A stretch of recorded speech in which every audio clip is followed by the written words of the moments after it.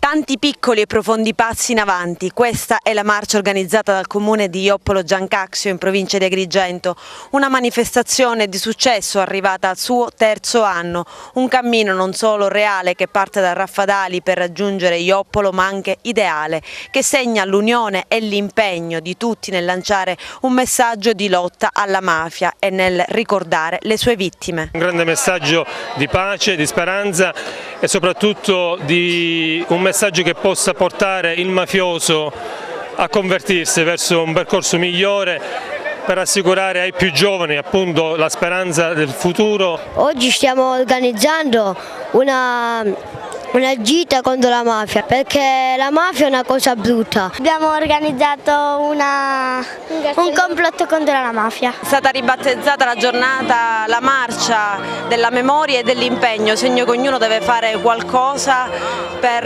ricordare quello che è stato affinché non accada più. Un ruolo importante lo giocano le istituzioni. Ma tra i vari manifesti tanto bellissimi che ci sono qua per le vie di Joppolo, c'è una che secondo me che racchiude un pochettino tutto. C'è sempre da fare qualcosa contro la mafia. Il futuro parte da questi ragazzi e parte da noi, istituzioni e non, che tutti insieme dobbiamo cercare di fare risvegliare questa terra portandola verso le cose giuste, vere. Lei rappresenta un movimento che sin dalla seconda guerra mondiale si è battuto per i diritti umani e dunque contro la guerra. Oggi siete in piazza a lottare anche contro la mafia. Quanto può influire la religione in questo? Ma certo, noi siamo Pax Christi, l'obiettivo è la pace.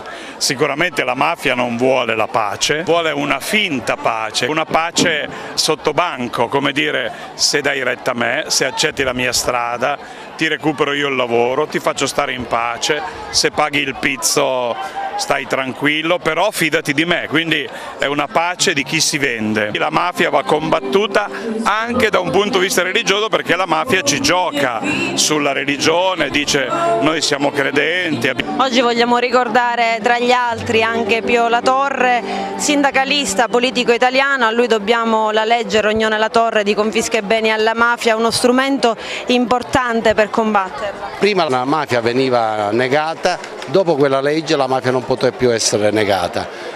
Lo Stato e gli apparati dello Stato hanno avuto uno strumento giuridico valido per colpire le mafie, sia nella loro forma associativa, appunto quella di stampo mafioso, sia nella loro forza economica attraverso la confisca dei beni illecitamente accumulati. Anche Agende Rosse, la Marcia della Legalità, un movimento, lo ricordiamo, che è nato per scoprire la verità sulle stragi di mafia del 92 e del 93, per combattere le infiltrazioni nelle pubbliche amministrazioni, ma anche per difendere i magistrati. Ecco, quanti passi sono stati fatti in avanti e quanti ancora ne servono?